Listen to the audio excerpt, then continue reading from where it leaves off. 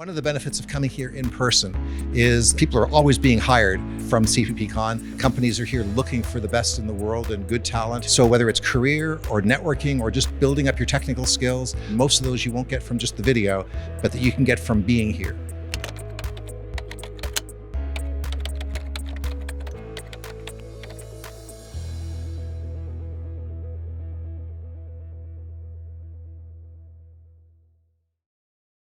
Good morning, everyone. Hope you're enjoying the conference, and hope that you had a chance to grab your cup of coffee or tea or whatever floats your boat on your way here. My name is Bartosz Moczulski. I'm here to talk about Shadow Stack, but as you can probably infer from my name and surname, I come from Poland, and on several occasions I've noticed that my name can cause a bit of confusion to English speakers across the world. So I'm going to break it down for you really quick, and I will go on record. Imagine there is an H instead of a Z in my name at the end, because that's what we do in Polish. We write sh as S plus Z. In English, it's S plus H, but the sound is exactly the same. So my name is Bartosz. And if it so happens that some of your ancestors were pirates or Vikings, you even stand a better chance of pronouncing the R more closer to the Polish pronunciation, but no worries, I think no offenses, and as good as it goes. Yeah. So you may want to use it later on if you want to address me any questions. If we follow on and apply the same trick to my surname, plus one more, why does it not proceed? There we go. So again, we replace Z with H and U with double O, because Polish has never undergone the great vowel shift. The surname sounds Moczulski, and that's who I am. And this was Polish Phonology 101. Thank you for attendance. Class dismissed. Just kidding, of course. You came here for Shadow Stack, and Shadow Stack you will get. And before I start, I need to ask you a question. How many of you have a TV set at home? Okay, almost everyone, that's what I expected. Now, do you sometimes use it to watch streaming services, like perhaps Netflix or Hulu or whatever? Still almost everyone, perfect. I'm really glad to hear that, because I am the man who works tirelessly behind the scenes to make your TV playback work, so that you get to enjoy your telly at the comfort of your couch. That's what I do.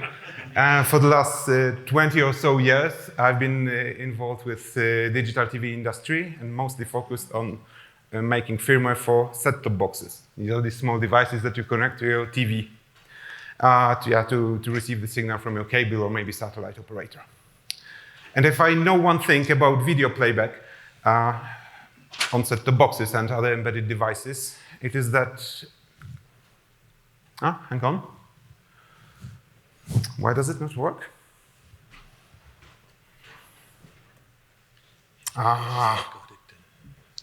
It's such a shame. Yeah, it's that it can crash for no apparent reason, like my presentation right now. Who knows? There we go. Yeah, crash like so. So my talk is actually about one such case that I encountered and had to analyze and had to fix, and I'm going to tell you all about it right now. Yes, so bug fixing. Bug fixing is pretty easy, right? There we have a generic recipe. You first need to encounter a bug, then you embrace it, and finally you can eliminate it, hopefully. Because until you know that a problem is occurring, until it has manifested itself, and you observe it, and okay, it doesn't. I mean, it's not broken. Just don't touch it. After you actually notice that there is an issue, you start analyzing. You start gathering the evidence. You start thinking about what and how it happened. And by the time you finish the analysis, you stand a good chance of fixing that bug rather quickly, most of the time. However, not always, because memory corruptions. I wonder how many of you had to fight memory corruptions in your career professionally. Almost everyone, of course, otherwise you wouldn't be here. And was it by any chance stack corruption? a few less hands, yes, because heap corruptions are far more popular than stack corruptions. Yes, so have I, in fact. I've been dealing with all sorts of errors in my career, not only memory corruptions, also multi-threading, logic errors, resource leakage, you name it, integration, whatnot. Because frankly, every software has a bug in it the moment it's written. And in the history of IT and software development, there will only ever be two pieces of software that will be bug-free. These will be tech and metafont. And if you know why, I guess we all hope that it will take as long as possible for them to remain bugful. Yeah. So in practice, I'm often a Linux detective, and that's for two reasons. First one is that Linux is a primary development environment for embedded devices, such as SDBs. And second is that while I sometimes get a chance to write some code, sometimes a new code, sometimes expand existing functionality, more often than not, I need to investigate issues and fix them. And I often succeed, so that's why I dub myself a Linux detective. Before we dive into, I want to underline your takeaways from the talk. I divided them into three categories. First of them is just entertainment. So maybe, just maybe, you think that memory corruption doesn't apply to you, and you've already replaced all your row arrays into stud arrays, and you've used stud span everywhere, and it's just a problem solved. Fair enough, I will take it. Sit back, bring your popcorn, and enjoy the talk, and watch the rest of us be tormented, because it's always fun to see someone else suffer, as long as it's not yourself.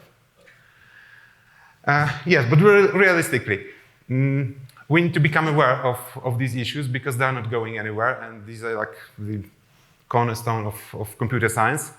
So if it so happens that you were not aware of the mechanism I'm going to describe today, by the end of my talk you will, and it is my success and it is your great success. So awareness is already a great step forward. But obviously, you wouldn't stop at that, right? Would you? So you come here to learn why these things happen and how these things happen, and obviously how to prevent it and fix them if they already happened. And that's what I hope to help you with. One clarification, I'm talking about stack. Obviously, it's not that stack. It's not the stack, although this is like a great library, very useful. However, it's not the subject of the talk.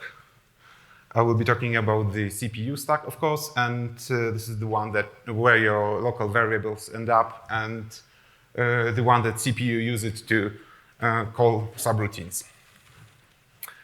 Right, so I told you like the encounter is the first step for dealing with bugs, and indeed it so happened. So the other day, I get a message on Slack from my colleague, very experienced senior engineer, and he says something like that. Look, Bartosz, on that new streaming application that your team has been working on, and we are about to launch soon. I say, yes, what about it? You know, it crashes. I say, no, there's no way. We've been testing it thoroughly for the last couple of weeks. I mean, we haven't noticed anything. But he goes on, and he says, yeah, but it only crashes when you watch live channels. I mean, fair enough, but yes, this has been tested, and nobody reported anything.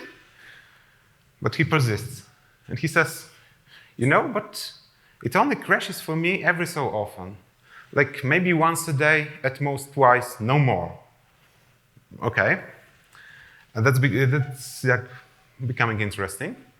Obviously, we have been testing that. Yeah, we've undergone scrutinous tests, like for lasting many hours, many days. So I guess we should have noticed. But he comes and says that it crashes. And he goes on and gives me a final bit of detail. It only crashes on sports channels, live sports channels. So you can imagine, right? If you're into sports, picture yourself, for instance, watching football. Maybe it's the FIFA World Cup finals. And your application crashes in the middle of the match. And oh yes, you can like navigate to the main menu and restart it and find this transmission again and start it again, and it even keeps playing. Right? Fair enough. But you've lost the precious minute of your match. So for those of you with whom this doesn't resonate, maybe you follow the other football more, the one that you play with hands, because obviously. So yes, you watch Super Bowl, and in the middle it crashes. You get the picture, right? Crashing streaming application in the middle of live sport events causes a lot of angry customers. It's like a big no-no. So at that point, I know already that I will have to investigate it. All right, so the embrace. Buckle up. That colleague of mine, being a senior engineer and dog fooding our product at home, he had a development version of the set-top box, so he was the only one experiencing the problem. So luckily, he was able to grab a Coredump for me, or maybe two of them. Three actually, and one was useless and the other were useful. So I opened the Coredump in GDB, as everyone does. And what can I see? It crashes in pthread mutex unlock. Now, I'm smart enough, and you are definitely smart enough to know that pthread mutex unlock is rock solid. There's just no chance it's broken. Because if it was, we wouldn't even get to the point of starting the application. It would have been called like 1 million times before that, and definitely an issue would surface earlier. So it's not pthread mutex unlock. It's probably the parent function, right? The do stuff. That's how I call it for sake of this presentation. Can you notice anything suspicious on the slide? Yes? The address of this path is 0003. Yes, so the address are 00 and 03. All right. What's wrong about it? They're very close together. They are close together, that's correct. It's misalignment. Misalignment, I hear misalignment. Yes, that's correct. They are misaligned. Okay, already suspicious. Yes? The 00 is typically not a stack address. And FF, I mean, it could be a stack address, but it depends on whether it's a 2-bit or not. Yes, so the comment is that the stuff starting with 00 is rather not a stack address, while the FFF, it should be. Yes, that's correct as well. So we clearly see that the address passed to the pthread mutex unlock is incorrect. Okay, I mean, that happens. We sometimes make mistakes. So I navigate to the do stuff function, and here's what I see. And it's like a function like a million other functions. It's a cliche. You receive a pointer to some structure. Within it, there is a mutex. You lock it. You do other stuff in the critical section. Then you unlock it. Nothing wrong here. And yes, obviously, the mutex is at some offset. I put it at an offset of like 1 word, so either 4 or 8 bytes, depending on the architecture. All right, I mean, nothing wrong here. So what could have or should have gone wrong? Definitely the lock function, the first one in here, it worked because we ended up crashing. We ended up crashing here at the bottom, not at the top. So the address was calculated correctly for the first line, and for the second line it wasn't. How and why? Maybe the compiler made a mistake. Fair enough. Let's have a look. And I'm really sorry for torturing you with this disassembly. I hope it doesn't give you a pink eye. Please don't read it like from top to bottom. We will get through every line in a bit. But can you at least recognize the architecture here? ARM. I can hear ARM. Yes, it is ARM, and it is specifically ARM 64 bits. And from that we can infer that this pointer passed to pthread functions should be offset by 8, not by 4. But it was offset by 3. That's wrong. So ARM matters. I could have shown it on the Intel x86, right? But ARM does matter, and to prove it to you, I'm going to use this gadget. How many of you have a cell phone with you today? Everyone, right? For a contrast, how many of you have a laptop, but specifically with Intel x86? Like maybe half of you. Okay. There are way more ARMs in the world, as far as I reckon, than x86, and that's what I'm showing you, ARM disassembly. That's why I'm going to talk about ARM architecture, right? We've already covered that. So ARM, in case you don't know, and maybe just as a recap, calling convention on ARM. There are 32 registers on ARM, give or take, plus some other specials, but the core one are 32. And they are fully interchangeable. You can use either of them, except you can, because all registers are equal, but some registers are more equal than the others. So register number 31, you will never spot 31 in any disassembly. You will always see SP, which stands for stack pointer, pretty useful for stack corruption. And the other two, 30 and 29, are used to call subroutines. So if your functions call another functions, these registers need to be used. And it's not like very important, but it's the classic function call frame. So at the top, stack frame is set up, and these special registers 29 and 30 end up on the stack, and they are popped at the end. On Intel, it would look as push and pop. And actually, on ARM here, it's an equivalent. Moving on to the more interesting registers. 19 to 28. These have a special property, must preserve. So a function being called must not change the value of those registers. I mean, it can use them internally, but it has to restore the incoming values just before returning. That's important. And that's exactly what we can see here. These two registers, the two of them, because this function is going to use just two of them, 19 and 20, they are pushed to the stack. And this instruction, it's called store pair. So store two registers. And where do they end up? At the address of the third argument. So somewhere on the stack pointer plus 16. And here at the bottom, they are popped, right? So the function did what it was expected to do. It wants to use these registers, fair enough, it can. So it temporarily pushes the incoming values to the stack and will pop it just before returning. So this brings us to the last group that is important for sake of this presentation.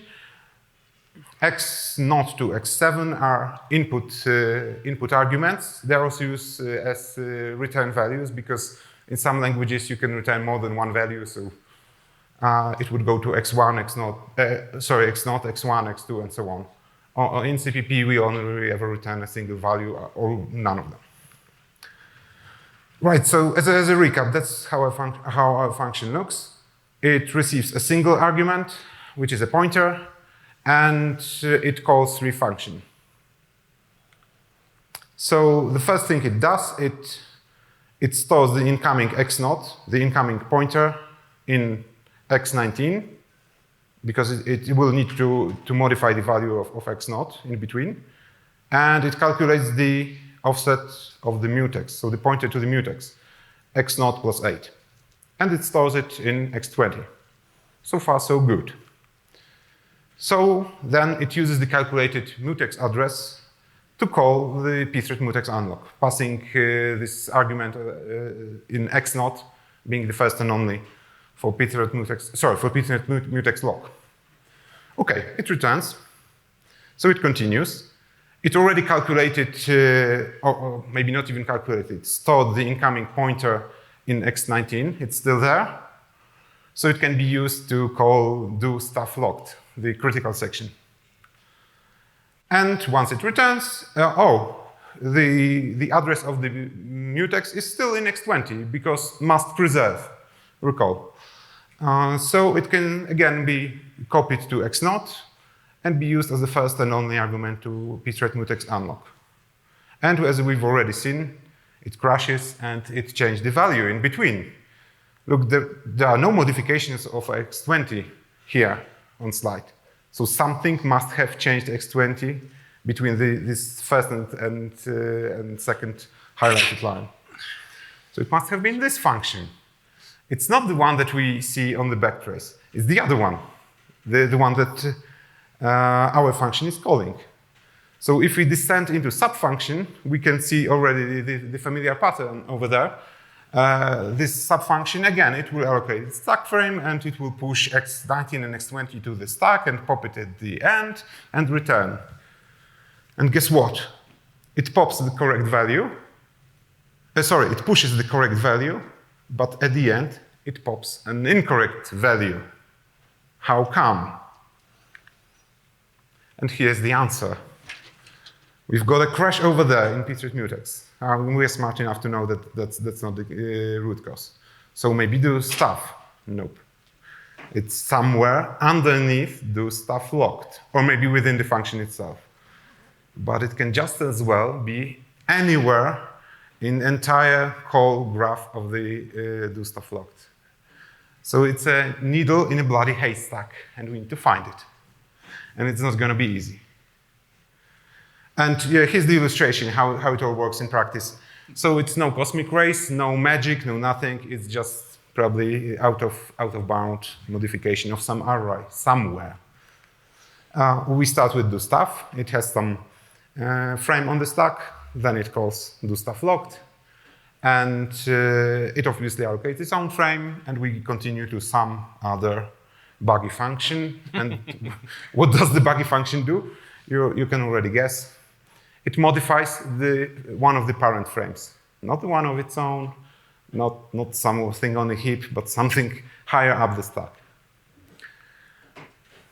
So at that point, you might ask the question, hey, Bartosz, but we've got stack protector, right? It should save us, shouldn't it?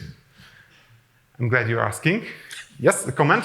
Because you're not writing out of your stack.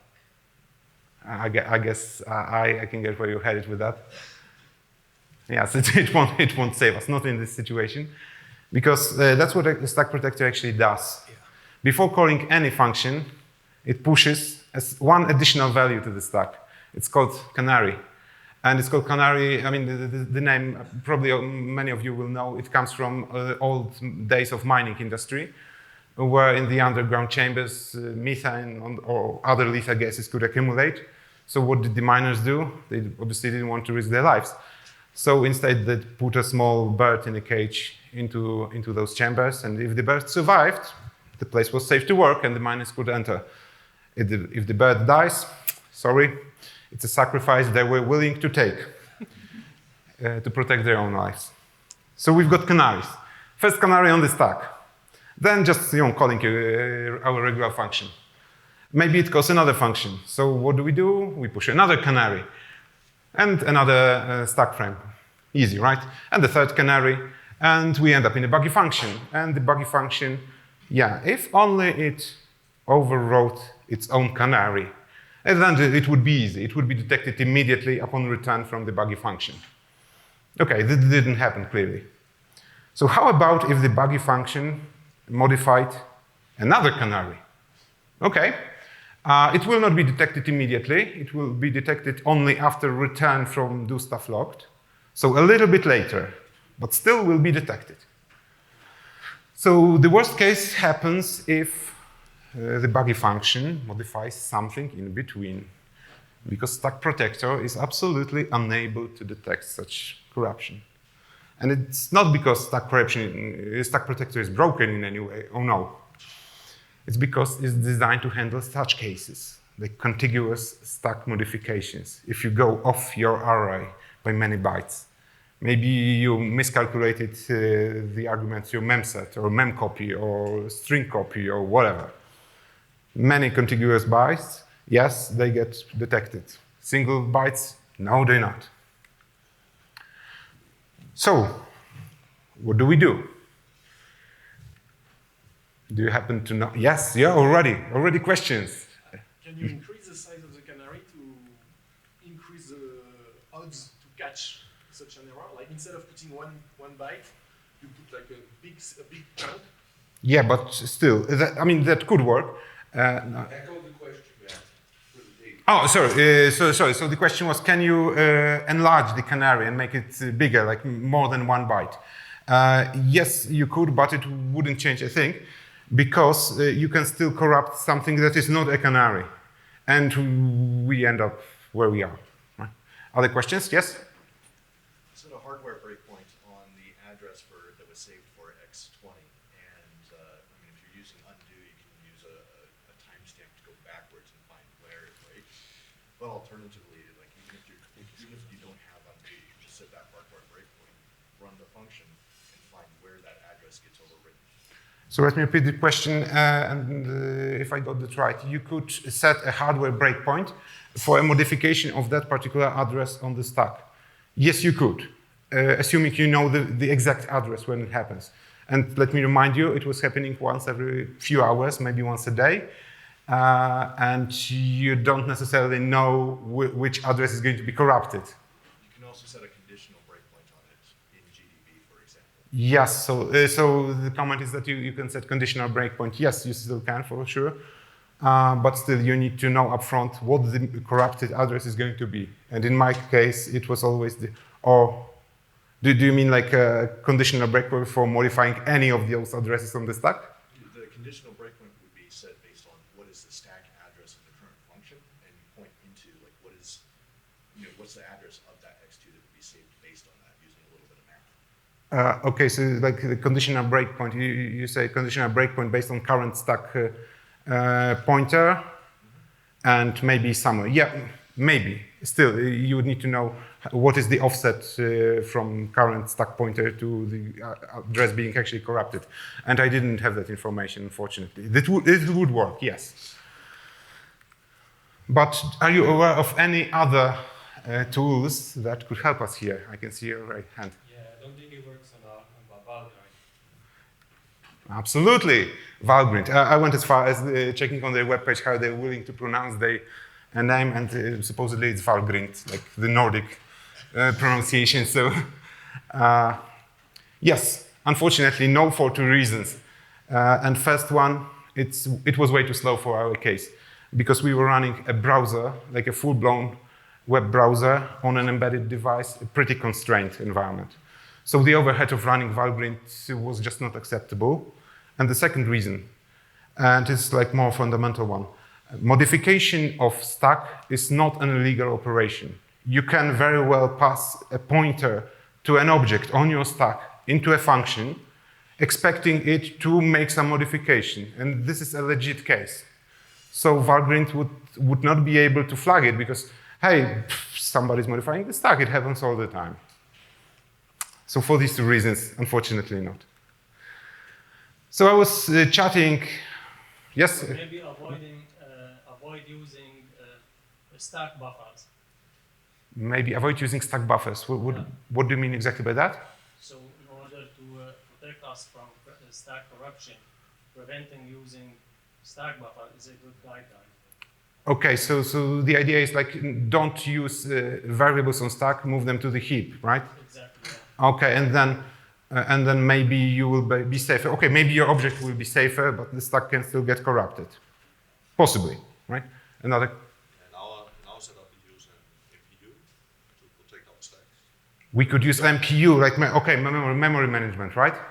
Yeah, memory protection unit. So it's a smaller version of an MMU. So it just says that you're not allowed to write to this stack. So whenever we do change threads, you're not allowed to write to this stack. That catches a lot. Yeah, so okay, so the protection, the comment is that we could use MPU to protect the fragments of our stack and disallow other threads from modifying it. So guess what? It was coming from the same thread. Yeah, and that would not catch it. That would not catch it. But The idea is not to use stack variables for other part of the system, for other threads. But okay, yes, so yeah, so okay, no, I mean limit the usage of stack variables in favor of heap. Yes, that could work maybe sometimes, and it's a legit idea that I did consider. Actually, I was going as far as, hey, Linux has this memory protection API, so I could maybe lock a portion of the stack that I'm not willing to allow to modify, but this goes in chunks of either 4 or 64 kilobytes, like in bulk. You cannot protect single bytes, unfortunately. So I had to do with something else. I've got I think in this case you can actually use some newer Linux feature called user fault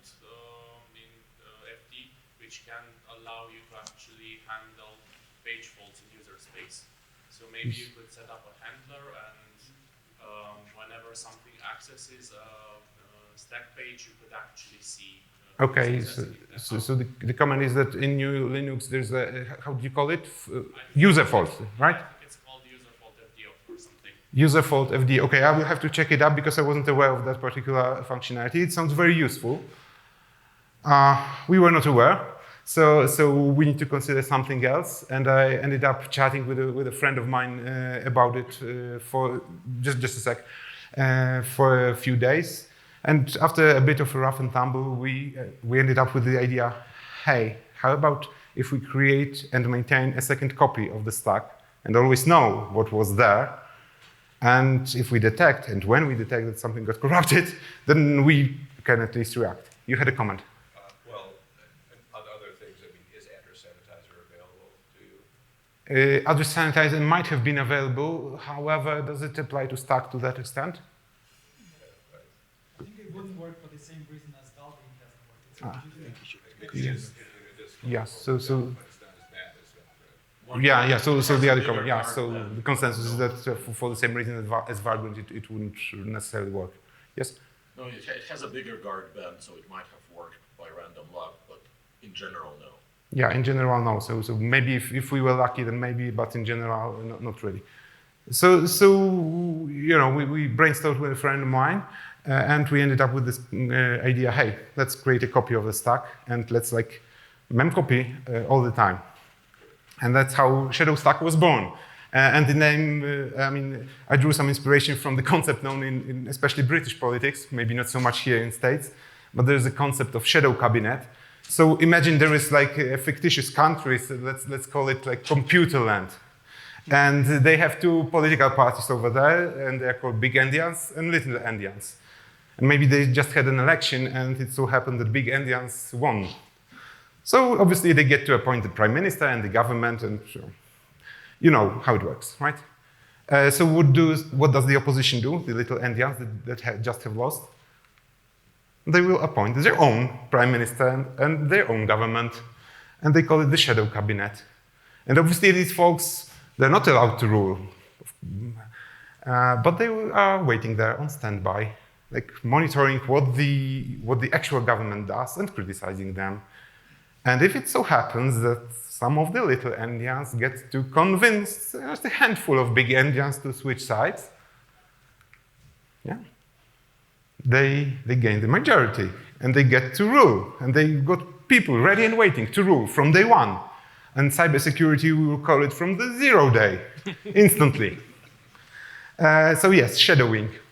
Shadow DOM, I guess, was inspired by the same concept. So that's what we ended up writing. And that's how we designed it to be used. So suppose you have a function which you suspect is broken, and you wrap it in shadow stack invoke, just like you would with stud invoke. As a matter of fact, it does use stud invoke internally. And maybe you sometimes have a method call, because yeah, they're sprinkled every here and there in our code, aren't they? So you just use this the same way. Shadow stack invoke your method and you're fine. And it does the magic under the hood, right? That's the actual implementation. I'm not kidding, that's the actual copy from the source code, no smoke and mirrors. So we take the address of the stack as it stands right now. We do the magic which I'm about to explain just on the next slide. And we forward everything to a vanilla, regular stud invoke. Yeah, perfect forwarding. Nothing fancy. So what does this magic do? First, before descending into the underlying call, it will obviously calculate the current stack address and will append the missing bit to the shadow area, to the copy. And shortly before returning, just after returning from the call, it will drop whatever's needed.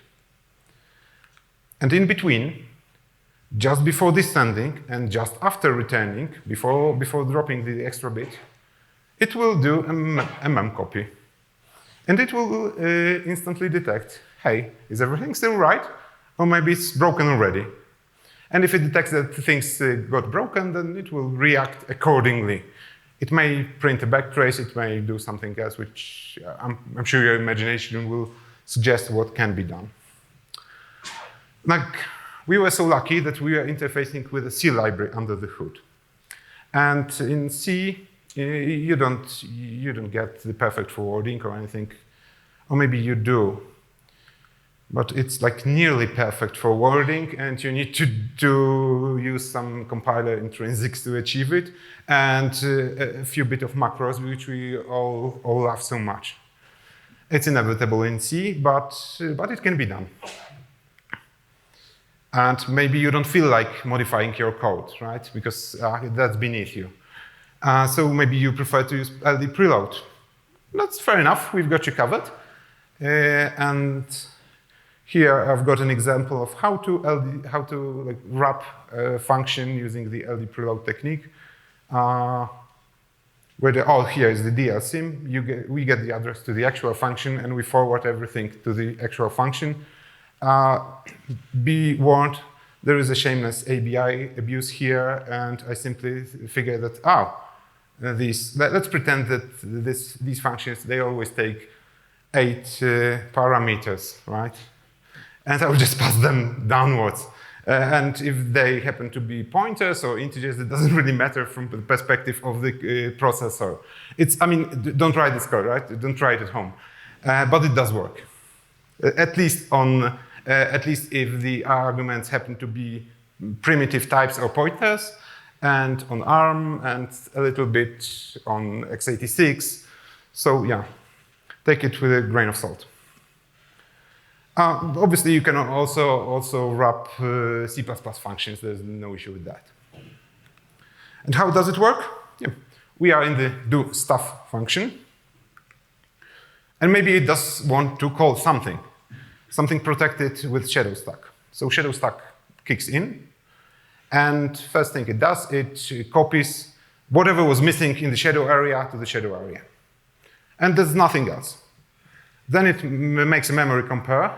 Right now it doesn't make much of a sense, but it will in a second. And it lets, hang on. Yes, it lets the function be called and be executed.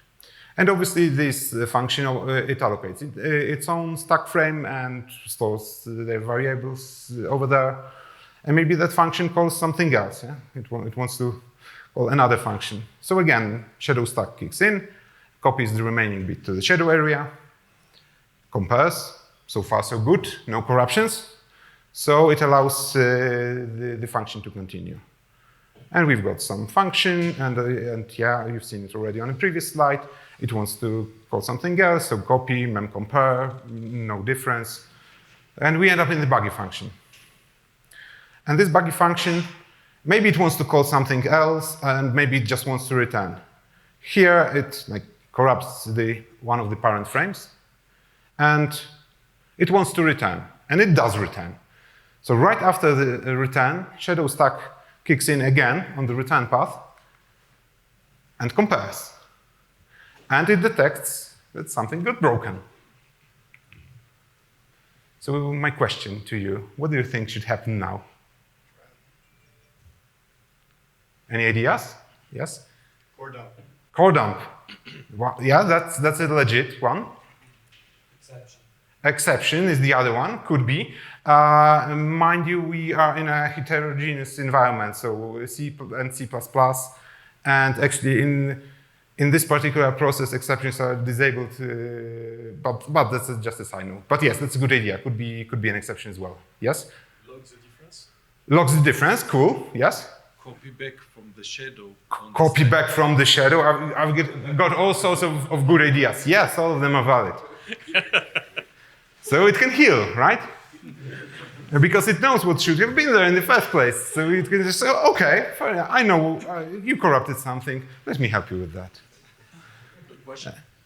Yes? I must have missed something. How did you know the stack size frame? Because you're checking not just your own stack size frame, but like your parents. Are you checking all parents all the way to the main, or how do you know how many to check?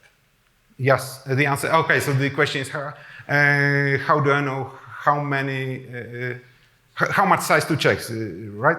Yeah. Pretty much. So I keep track of that, like as we go and as we descend from this initial function.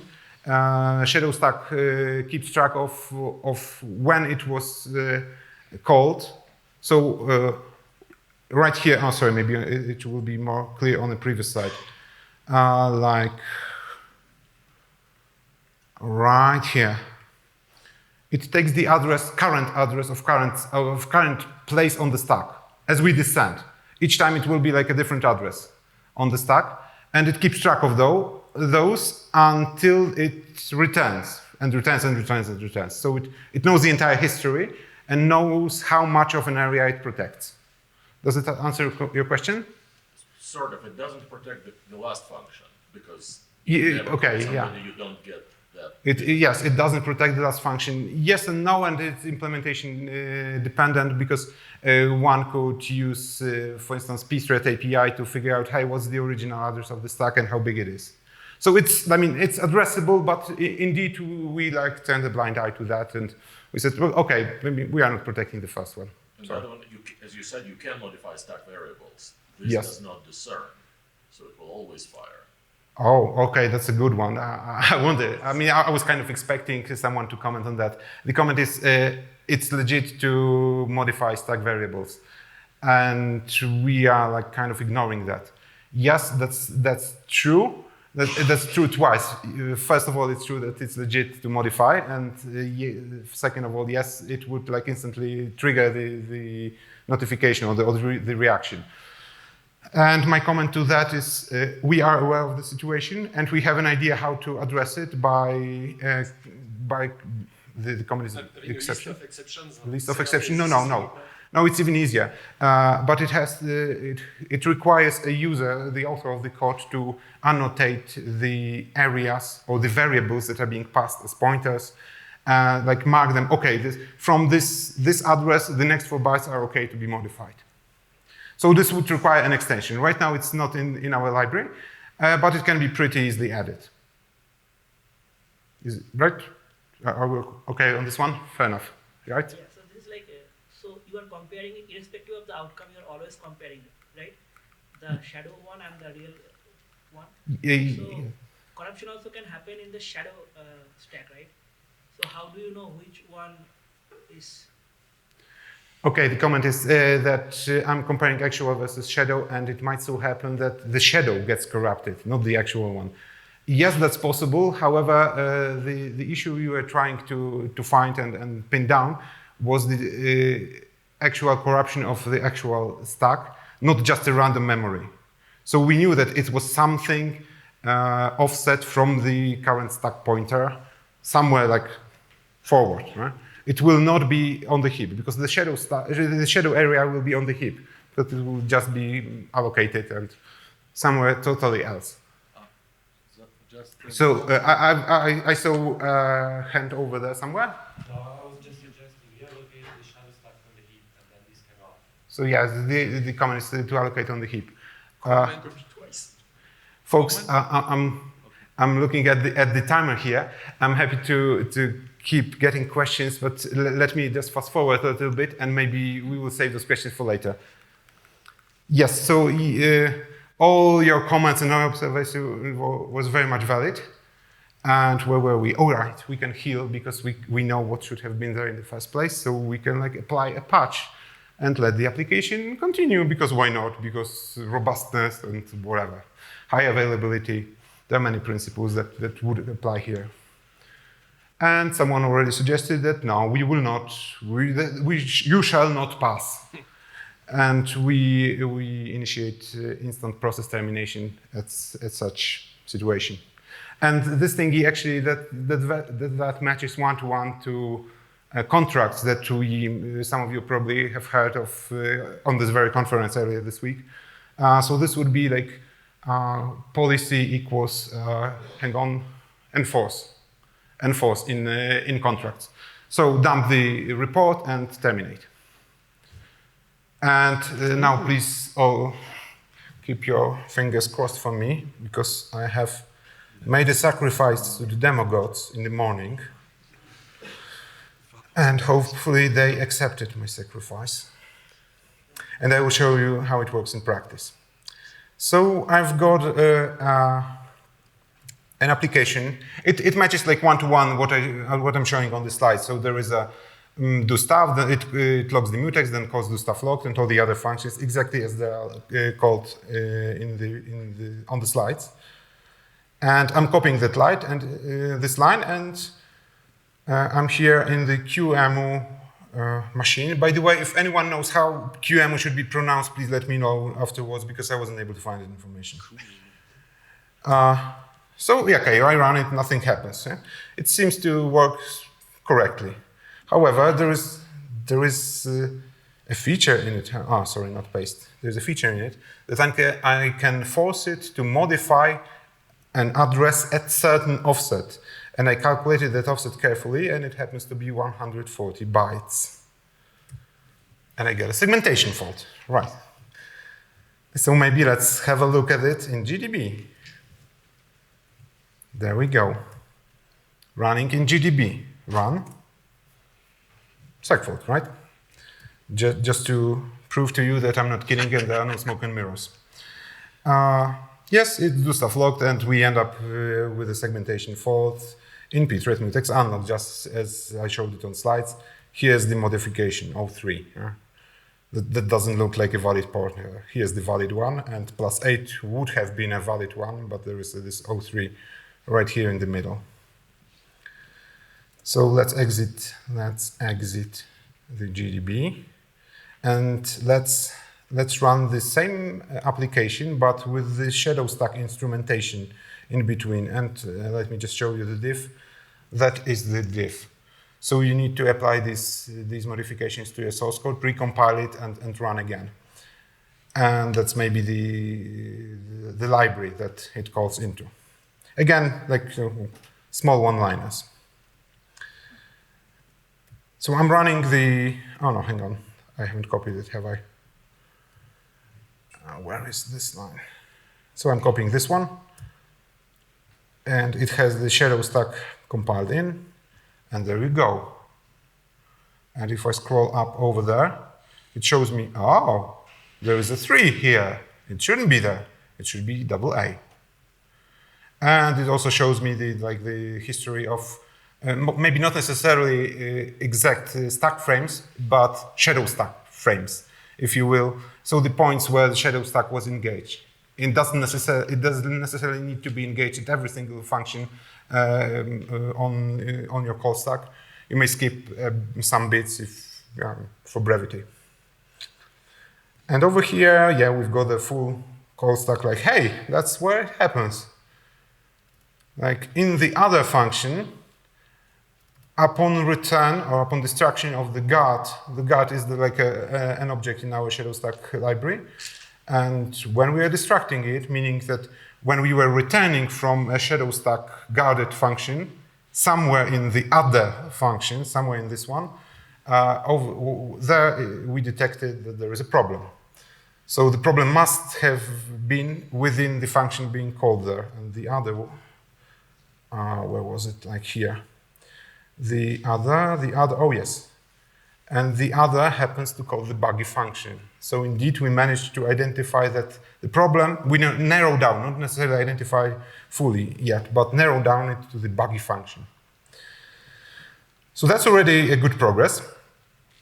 And obviously, yes, you can run it in GDB, you will have pretty much the same result. You can apply different strategies, as we've discussed briefly. So you can, for instance, just report. And let me copy that. Copying. And you can just report. And OK, it's in GDB again, so running that. And as you can see, many reports, right? Because as we return from many nested functions, we get a chance to detect the corruptions on our way multiple times. So we get all these corruptions, but the shadow stack doesn't kick in, doesn't do anything, doesn't terminate, doesn't heal. It's just report. So the equivalent of observe in contracts. So right, of course we can heal. Let me prove it to you. I just shutting down GDB. Yes, not the letter. there we have the report, but note that echo dollar question mark. It didn't crash. It returned okay. And you can also apply so-called quiet heal. So please heal and don't bother me with the report. There we go. It works now. Note that I had to calculate all of these offsets carefully for every single function call because the engagement of shadow stack obviously modifies the structure of the stack, so the addresses will be different, but the detection will happen nonetheless. Yeah, so here I've got, like I'm showing you, like the alternatives how you could format your report. So maybe you just want the left part of the report, not the right part of the report. And maybe you only want your lines to be 8 bytes long, not 16, as it is by default. So, and you can also hide the equal lines if you don't want to be bothered with those. Yeah, so that's it. And yeah, last but not least, there is an LD preload. And and it obviously requires you to use dynamic loader, and it only applies to the points which are actually exported from your libraries. So it limits your flexibility a little bit, but maybe you don't want to recompile your original code because that's enough for you. I actually implemented this bit in my preload library, so it shows, okay, we are descending, then returning, then oh, all of a sudden, there is a problem, and it's somewhere here. Yeah, again, we are all in the buggy function called from the other, and shadow stack engages and detects the problem. That said, I've got plenty of time, so let me return to the slides and finish it off with some conclusions. First of all, did we succeed? Yes, we did. Otherwise, I wouldn't be standing here, right? And it happened to be an issue in one of the libraries that we were using. It's called GStreamer, quite a popular one for video and audio processing. A very good library, by the way. However, we are all humans, we will make mistakes. And it was exactly what I showed on the previous slides. It was the case of out-of-array modification. And they had an array of size 6, and they were writing at the offset of 250 something, because they forgot to validate the input data. And at the time where we were investigating it, the bug had already been fixed in the upstream, so it was just, okay, we know where the issue is. Let's just check whether the upstream people have already dealt with it. And they have. Easy as that. Cherry pick, ship it, done. A few comments on shadow stack maturity. So it's not a fish, it's not a free fish that we are giving away. It's also not a rod that we are giving away. It's more of a blueprint for a rod that you have to assemble yourself, if you so desire. But it's doable, as you can see. Yes, and it's missing this feature that where you could annotate certain areas as modifiable. So that has to be retrofitted, but otherwise it kind of works. And there is a GitHub repo. I will have a link at the last slide, so you are free to check that later on. So our lessons, and maybe your lessons as well.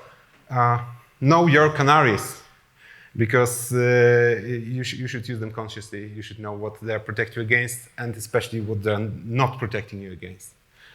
And the second one, obviously, update your dependency, or at least track your dependencies, because there may be genuine improvements right there, and it can save you a lot of time. And the third and last takeaway is that order matters, because picture this. Imagine we had a stack growing in a different direction, because why not? Because it's totally doable. It doesn't matter whether it grows from high addresses to low addresses, or the other way around. And if it was indeed the case that it was growing from low memory addresses toward high, guess what? We end up in the buggy function. And what does it do? It corrupts the stack somewhere, still does. It's still a genuine bug, but it corrupts something that is free memory. So it's still a bug, don't get me wrong, it should be fixed, but the consequences are far less severe. And as far as I understand, more often than not, an out-of-bound access will be behind the array, not before the array. So, can we switch the stack order? I will leave you with this question open, think about it.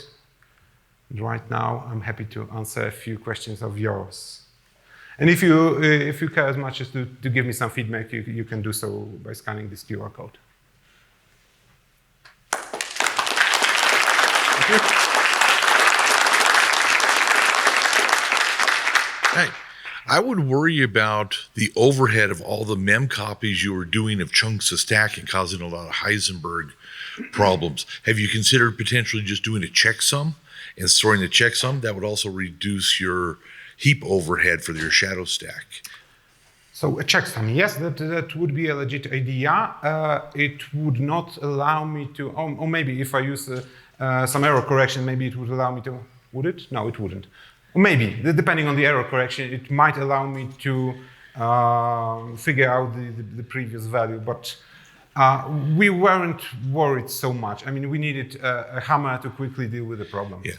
But yes, that's an idea worth along with kind of the checksum idea is, in addition to being able to just check it on entry and exit of your functions, being able to salt throughout it a bunch of random spots to check what your values were. Because if once you've narrowed it down to a big function having a problem, you know, maybe put every third or fourth line of saying, check the checksum again. So you'd kind of binary search down to where the problem was. Yes, that's entirely possible. Or maybe when you, alternatively, when you narrowed it down to a particular function, right, you can trim off all the parent functions, if you will. So you're not concerned with any of those. So you already managed to narrow down the problem. You can make that your new start point. So that's also a strategy. Mm-hmm. But yes, I mean, yeah, absolutely, that can be an improvement that could be developed. Thank you. I feel like I'm still missing something. Could you put the slide that does the kind of the basic introduction, that explains the guard? Because where you like say what you mem copy on and right. Like where you take address of SP basically. Right. Can it be this one or even? No, the one where you actually do take address of SP. Right. That. Oh yes. The delta in mem copy. Where does that come from? The delta comes from the previous call to shadow stack. So as you already alluded to, the first one is not protected, but it still memorizes. Hey, where's the entry point of the shadow stack, and it remembers that, doesn't make any copy. So yes, you got me on that one. Okay, so the innermost function, the one that in your case do bad stuff, that one actually couldn't report on itself. So when you exit from that function, it doesn't know anything because it doesn't know how big its own stack frame going to be. Yes, and that could be improved by calling, for instance, pthread API and figuring out on the first call, hey, how large my entire stack actually is. So it's not like too big of a change to implement. So right now the situation is that okay, we are calling shadow stack. Why pthread API? Because it can tell you where your entire stack actually starts. What's the address, like the topmost address of the stack? Sure, but you don't. It's like what you need is to call a little function that creates another SP temporarily, grabs that address and returns it, which would actually tell you if I call the next nested function, what would be the end of the stack frame, and then immediately return it back, if I understand correctly what you're trying to do. So like you call a tiny function that just grabs that SP, returns it to you, and that would be the end of your current stack frame. Yes, actually, I mean, sort of. But you don't even need to call any function because you just take the address of the variable that you just created right here in place. That will be pretty much the same area. I mean, not exactly the same, but close enough. Okay, I mean, so here's the trick. Void pointer to SP equals address of that same SP. Okay, and that includes the automatic stack allocation, like for the saved registers, but none of your data, and it relies that's the capture. Okay, I see. Thank you. Thank you. Thanks for the talk, very inspiring. I think there may be a gap in this stack if the function takes a struct by value. Maybe, yes, Maybe. and depending on the size of the struct, Yeah, plus the larger value, struct. it Yes. may need to be passed through the stack itself. Yes. Yes, that's a very correct observation. It may be the case. So actually, we didn't need to work with such functions, therefore we didn't bother. But absolutely, I mean, in a full-blown enterprise solution, that's absolutely a thing that we should address. Thanks. Any more questions from anyone? So let me just click through to the end. Thank you very much then. We are like 30 seconds ahead of time. Thank you.